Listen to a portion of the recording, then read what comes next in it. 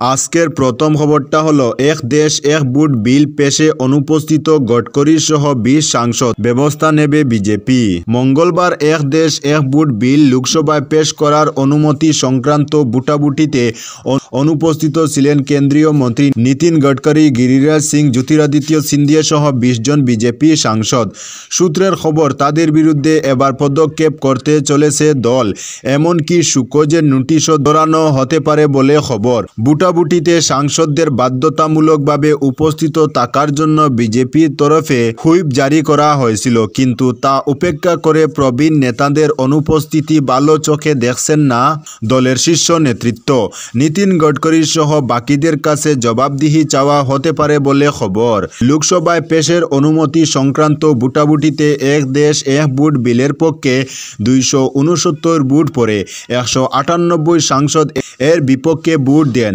মঙ্গলবার তুমুল তর্ক বিতর্ক এবং বাক বিতণ্ডার মধ্যেই লোকসভায় সংবিধানের 129তম সংশোধনী বিল এবং কেন্দ্রশাসিত অঞ্চল আইন সংশোধনী বিল 2024 পেশ করেন আইনমন্ত্রী অর্জুন রাম মেঘওয়াল। গোড়া থেকেই বিরোধীরা এই বিল দুটি নিয়ে আপত্তি তুলে বিল পেশ করার সময় থেকেই ঐক্যবদ্ধ ইন্ডিয়ার এককাট্টা প্রতিবাদ এবং বিরোধিতার মুখে পড়ে সরকার।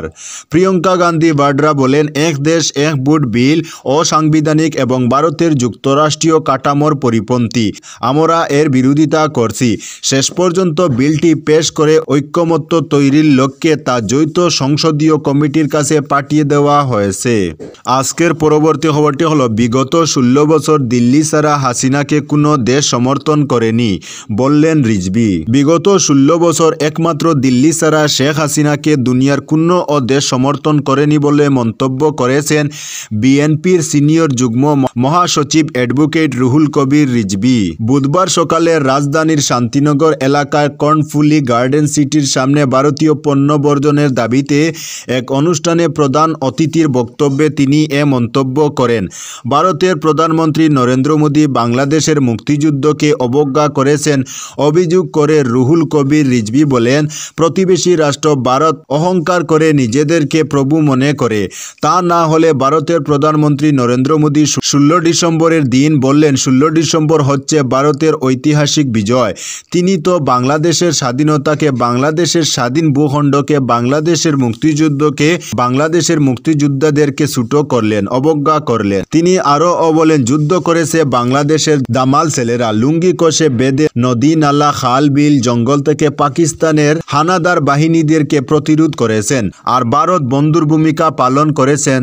তাহলে এটা বাংলাদেশের বিজয় দিবস না হয়ে ভারতের বিজয় দিবস হয় কি করে? তার মানে উনারা আমাদের মুক্তিযুদ্ধকে অবজ্ঞা করতে চান। আমাদের যে 30 লক্ষ মানুষ অকাতরে জীবন দিল সেটিকে তারা তুচ্ছ তাচ্ছিল্য করতে চান। আজকের পরবর্তী খবরটি হলো, ভারতের উপর আবারও উচ্চ শুল্ক আরোপের হুমকি ট্রাম্পের। ভারতীয় পণ্যের উপর অতিরিক্ত শুল্ক আরোপ করার হুমকি দিলেন যুক্তরাষ্ট্রের নবনির্বাচিত প্রেসিডেন্ট ডোনাল্ড ট্রাম্প।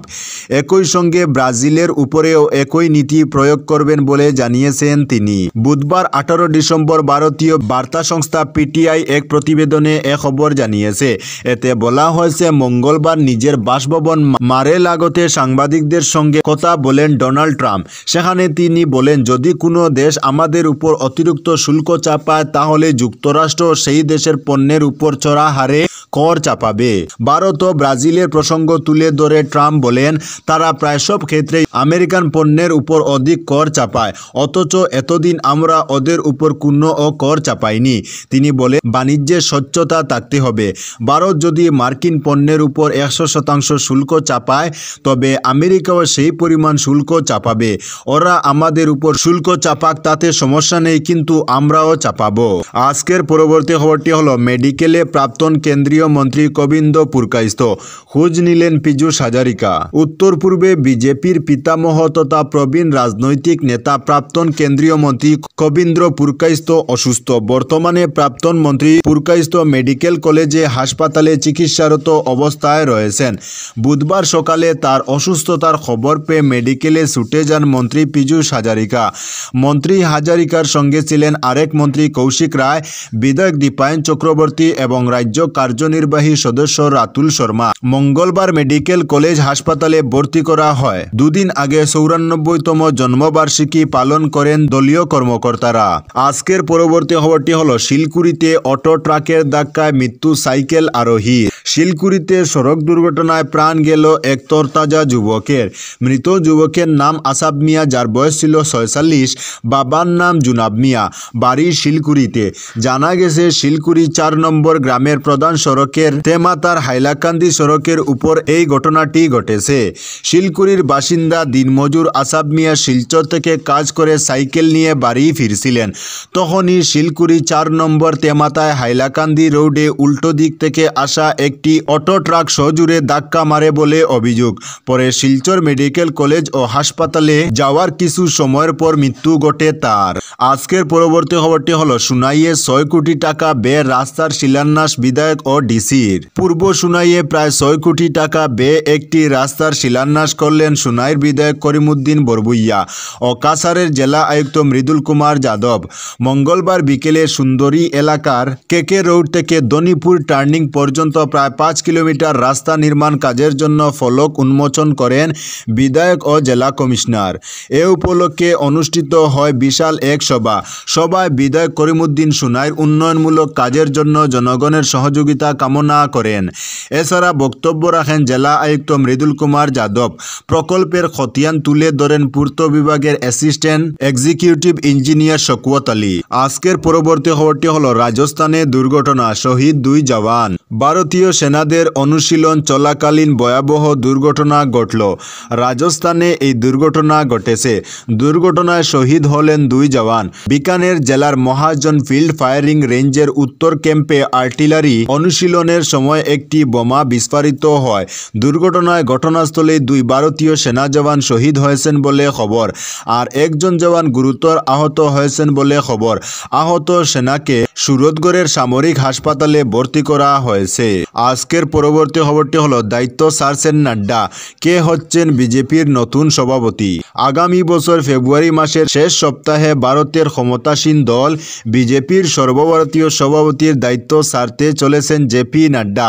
তার জায়গায় মোদি মন্ত্রিসভার কোনো সদস্য অথবা দলের সাধারণ সম্পাদকদের মধ্যে কেউ দায়িত্ব গ্রহণ করতে পারবে বলে গেরুয়া শিবির সূত্রে খবর। দলের এক শীর্ষ নেতা জানান, সদস্য পদ গ্রহণের পাশাপাশি বিভিন্ন রাজ্যে নিচুতলায় অর্থাৎ মণ্ডল স্তরে নির্বাচন শুরু হয়ে গিয়েছে। জানুয়ারি মাসের মধ্যে সাংগঠনিক স্তরে নির্বাচন শেষ করার লক্ষ্যমাত্রা নেওয়া হয়েছে। দলের সংবিধান অনুসারে সর্বভারতীয় সভাপতি নির্বাচনের আগে রাজ্য স্তরে নির্বাচন শেষ করতে হবে। যেহেতু ফেব্রুয়ারি মাসের মধ্যে নতুন সভাপতি নির্বাচনের লক্ষ্যমাত্রা নেওয়া হয়েছে, তাই নিচুতলায় সাংগঠনিক নির্বাচন শুরু করে দেওয়া হয়েছে। কারণ সংবিধান অনুযায়ী সর্বভারতীয় সভাপতি নির্বাচনের আগে কমপক্ষে 40% রাজ্যে সাংগঠনিক নির্বাচন শেষ করতেই হবে। কিন্তু নাড্ডার জায়গায় পরবর্তী সভাপতি কে হতে পারেন তা এখনও চূড়ান্ত হয়নি বলে সূত্রটি জানাচ্ছে। তবে মোদি মন্ত্রিসভা অথবা সংগঠনের শীর্ষে থাকা কেউ দায়িত্ব পেতে পারেন। আজকের পরবর্তী খবরটি হলো আন্তর্জাতিক ক্রিকেটকে আশ্বিনের বিদায়। হঠাৎই আন্তর্জাতিক ক্রিকেটকে বিদায় বললেন রবিচন্দ্র আশ্বিন। অস্ট্রেলিয়া সফরের মাঝপথে এই ঘোষণা দিলেন ভারতীয় অলরাউন্ডার। ব্রিসবেন টেস্টের একাদশে ছিলেন না আশ্বিন, কিন্তু ম্যাচ শেষে বুধবার অধিনায়ক রোহিত শর্মার সঙ্গে সংবাদ সম্মেলনে এসে বিদায়ের বার্তা দেন এই 38 বছর বয়সী স্পিনিং অলরাউন্ডার। এর মধ্য দিয়ে শেষ হলো কিংবদন্তি তুল্য এই অফ স্পিনারের ভারতের জার্সিতে 14 বছর বর্ণিল কেরিয়ার। তো বন্ধুরা, আজকের জন্য এতটুকু। পরবর্তী কোনো নতুন ভিডিওতে দেখা হবে, তখন অবধি ধন্যবাদ।